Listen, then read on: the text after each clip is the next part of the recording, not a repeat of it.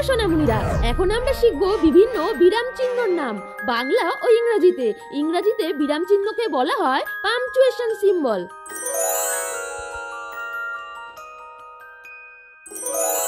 এই চিহ্নটি হলো অর্ধছেদ চিহ্ন।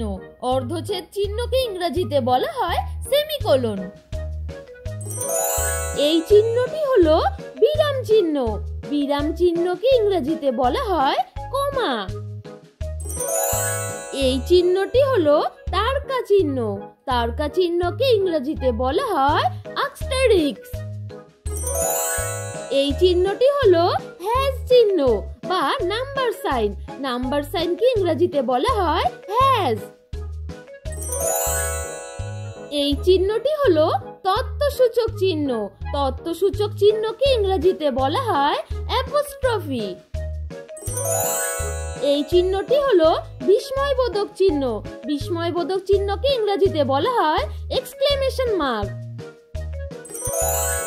এই চিহ্নটি হলো জিজ্ঞাসা চিহ্ন।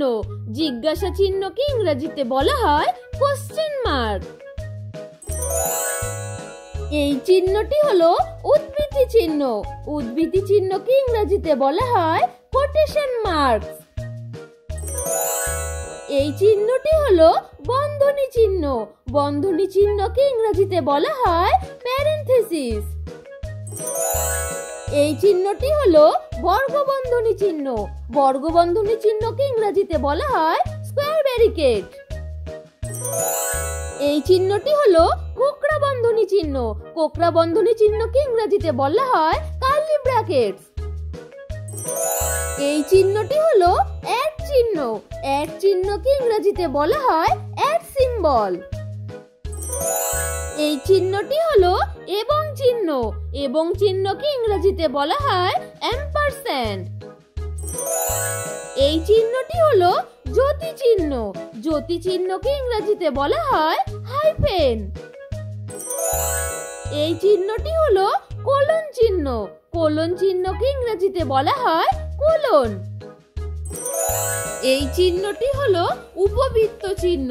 উপবৃত্ত চিহ্নকে ইংরেজিতে বলা হয় ইলিপসিস। এই চিহ্নটি হলো ছেদ চিহ্ন। ছেদ চিহ্নকে ইংরেজিতে বলা হয় ড্যাশ। এই চিহ্নটি হলো স্ল্যাশ। স্ল্যাশ চিহ্নকে ইংরেজিতে বলা হয় স্ল্যাশ। এই চিহ্নটি হলো বিন্দু চিহ্ন। বিন্দু চিহ্নকে ইংরেজিতে বলা হয় পিরিয়ড। এখন পড়লে বিভিন্ন বিরাম চিহ্ন তাদের নাম বাংলা ও ইংরেজি উচ্চারণের সাথে। আশা করছি তোমাদের কোথাও বুঝতে বা পড়তে কোনো রকমের সমস্যা হয়নি। তোমরা এই ভিডিও সবার সাথে শেয়ার করতে ভুলো না। আর ধন্যবাদ আমাদের চ্যানেলে আসার জন্য। Subscribe please. নতুন নতুন ভিডিও পেতে প্লিজ আমাদের পাশে থেকে চ্যানেলটি সাবস্ক্রাইব করুন।